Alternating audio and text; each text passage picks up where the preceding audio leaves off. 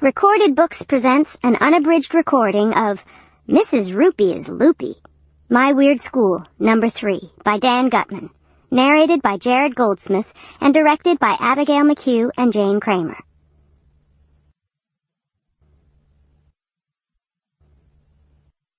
Chapter 1.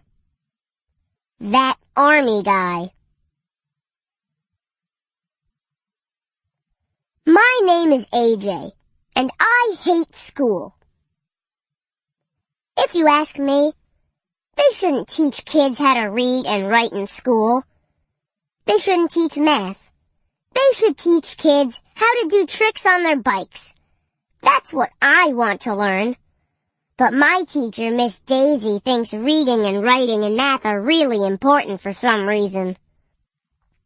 Miss Daisy told us to write a story for homework and draw a picture to go with it. We read the stories out loud the next day in class. Andrea Young, who thinks she knows everything, made up a story about a family of flowers who were sad because it was cloudy outside. Then the sun came out and the flowers got happy again. It was a really dumb story if you ask me. Flowers aren't happy or sad.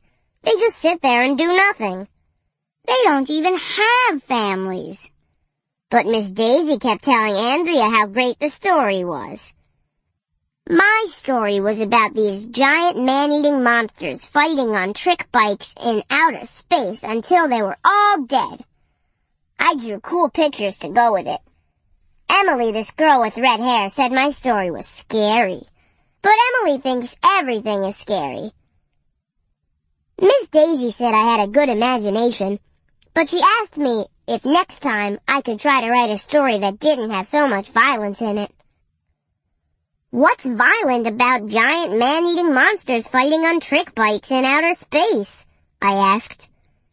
Everybody laughed, even though I didn't say anything funny. Andrea said maybe I could have the man-eating monsters make up at the end of the story and tell each other they were sorry.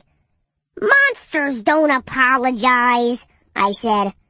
Everybody knows that. Andrea doesn't know anything about monsters. We were arguing about it when all of a sudden some funny-looking guy marched into our classroom. He was all dressed up in a fancy army uniform. He had a white wig on his head and a sword in his hand. To be prepared for war is the best way to keep the peace, the army guy said. Then he marched out of the classroom. Who was that? Asked my friend Michael. Sample complete. Ready to continue?